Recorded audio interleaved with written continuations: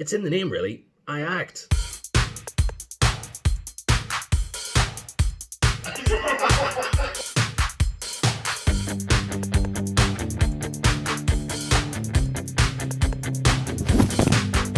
Going off script. Abakabar! And welcome to another reaction video with myself, the Grand Actor, and himself, Satria Ponde, guys. Yes. Assalamualaikum warahmatullahi wabarakatuh. We're back and we are talking religion today. God, No surprise there. Now, what is all about? I am always interested in religions, and in particular Islam, because you've introduced me to that about a year ago, whatever, and I feel like I've slowly building up some knowledge about what Islam is, and you know, I respect it. I respect it as a religion, and I think that it gets unfairly portrayed around the world in ways that it shouldn't be. I think everyone should have an interest in all different types of religions. You don't need to believe in those religions, but you at least have an understanding about them. So, And then you can respect after that, because you said to me before you know about Islam, you think this alien religion.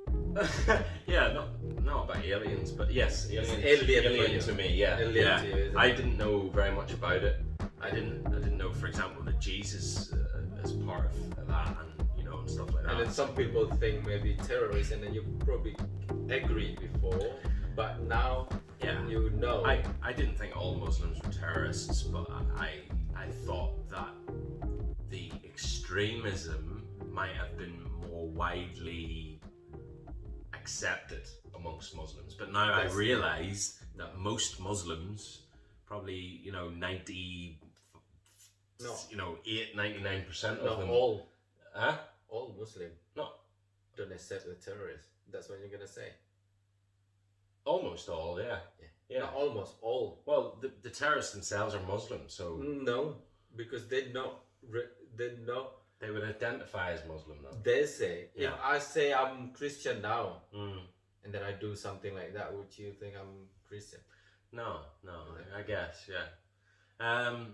But that's an education, and it's good, because whenever I meet Muslims, I don't have that thought in my head. I don't secretly, quietly judge them. I realize that different cultures, different skin colors in different parts of the world always judge others by the never judge a book by its cover, I guess.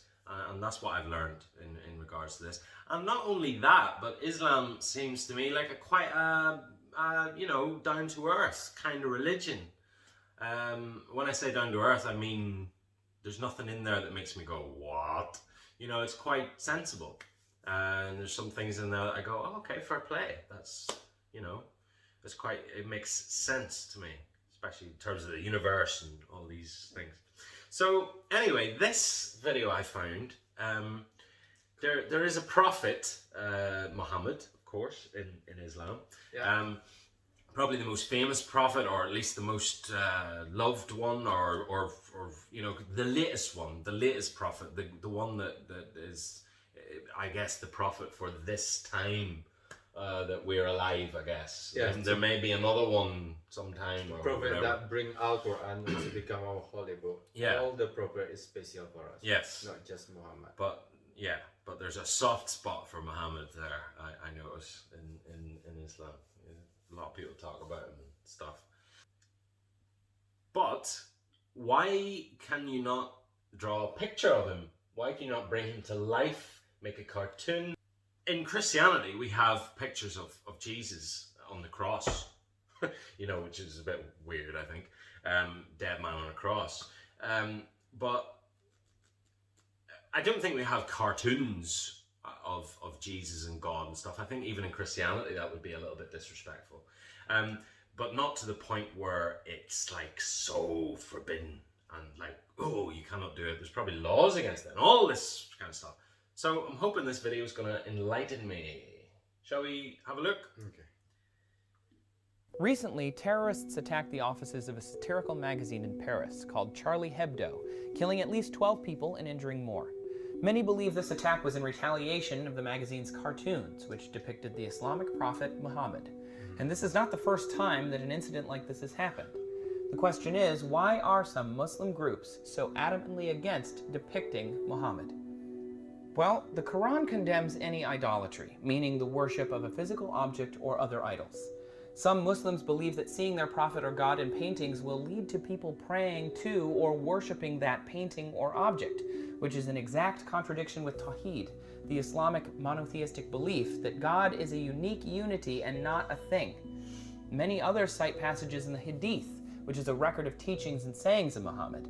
They believe that these teachings ban not only images of Allah and Muhammad, but also images of all living creatures. This includes other Islamic prophets, which is why movies depicting Jesus, Noah, and Moses have been banned in some Islamic countries. This is also why, unlike Christianity and Buddhism, a lot of Islamic art is text and calligraphy, not portraits. But not all Muslims feel this way. These beliefs are mainly held by Sunni Muslims, who make up the largest branch of Islam. In Iran, where Shia Muslims are the majority, depictions of Muhammad are much more common. These are usually in the form of hand-painted miniatures, which have been common for hundreds of years in Iran, Turkey, and Central Asia. However, these depictions are obviously respectful and used for storytelling and historical purposes. Some images put a veil over Muhammad's face or obscure it with whiteness, light, or flames, and these are mostly done by Muslim artists. I mentioned at the top that Westerners depicting Muhammad has led to trouble before, but it has not always resulted in violence. Sometimes there is diplomacy and cooperation.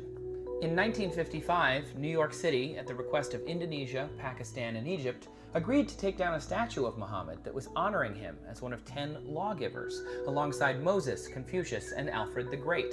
And in 1974, the New York Times published an apology for running a picture of Muhammad in an article about Islam after receiving numerous complaints. But as we know, not all disagreements end so peacefully. In 1977, a reporter was killed, and over 100 hostages were taken in Washington, D.C., possibly in response to how some important Islamic figures were depicted in the motion picture Muhammad, Messenger of God. More recently, publications in Sweden and Bangladesh were sent death threats after they depicted Muhammad in some of their periodicals.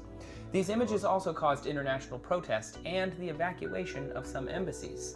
This is one debate that probably will never be resolved. On one side is people asking for others to respect their beliefs. On the other side is journalists asking for people to respect freedom of speech and of the press. But it's important to note that most people on both sides condemn terrorists and their actions. Subscribe to TestTube for more new videos 6 days a week. And if you'd like to learn more about the differences between Sunni and Shia Muslims, check out this video now. So Originally, I don't Muslims know were from all that one video group, really unified if under I the Prophet Muhammad. learned a great deal more about it, to be honest. But I guess, you know, they don't want it to be recreated. They don't want an image of him, of Muhammad, being anywhere because it goes against what the Quran has said or the teachings of Hadith or whatever. Yeah. So why? Well, it's probably just it's because the book says that, or it's because that Hadith says that that you shall have no statues or you shall have no physical things, because God is more than that. He's an entity, he's like energy or whatever, that you need to think about him more so than create a physical embodiment on earth, you know, which is probably, people look at that as a form of disrespect. But there's always going to be people who are a little bit crazy in my eyes, who will take that to the absolute extreme, like we've seen, you know, and it's an extreme case, it doesn't happen often, but for a reporter to be killed. Okay, my question to you. So let me say to you, say that whatever religion you have, Christian, None. Yeah. For example, like we are in Indonesia, we have Muslim, Hindus, Buddhas, and Christian, and the other religion as well. You know, I never heard any Islam trying to do a thing that Christian say, don't you do this, if you do this, you not respect us. For example, making something like, drawing anything funny about other person religion. You know what I mean? Why you do that? What is the benefit of that? Just leave it alone. You must respect. It's Islam saying, please don't do that because you don't respect us. And then why the person still doing that? What is the benefit? I think they're interested in it. Interest don't have to be lack of respect. Making films and cartoons. You see, these people don't see that as disrespectful when they do it. They learn. But then they learn afterwards. Like they did in New York. They took down the statue because they never thought in a million years that they thought they were doing a good thing, because it's respect. And you put if you respect someone, you put a statue up of them. That's the same all over the world in all different places. You should, if they are open-minded.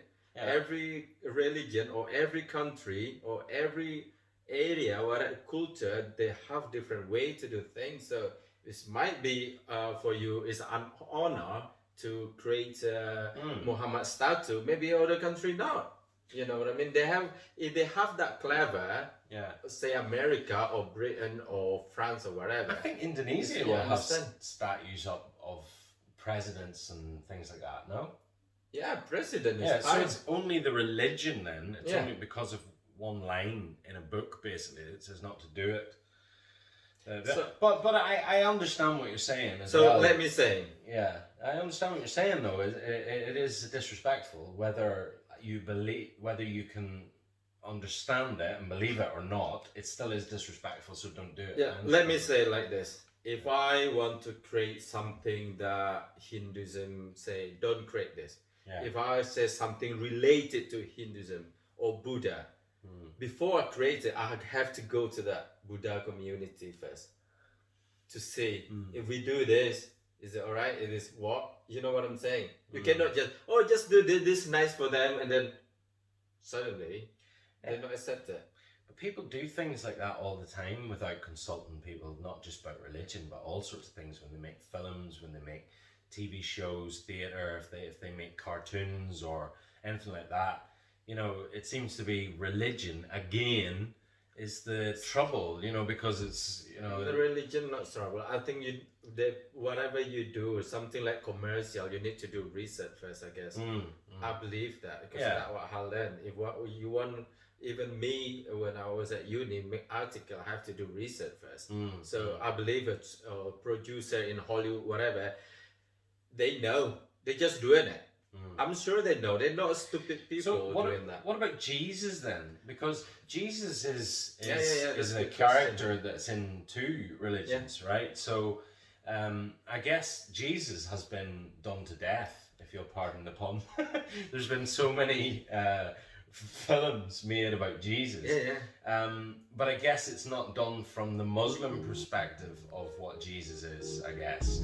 But I wonder if they have, because you can't copyright Jesus, you can't copyright Muhammad, really.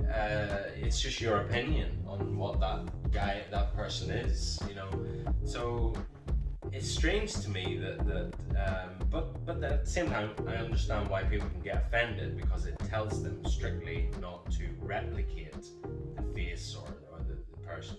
But yeah, when Jesus is concerned, do Muslims look at that and go, that's fine, because that's the Christian Jesus and it's got nothing to do with us? No. So, or before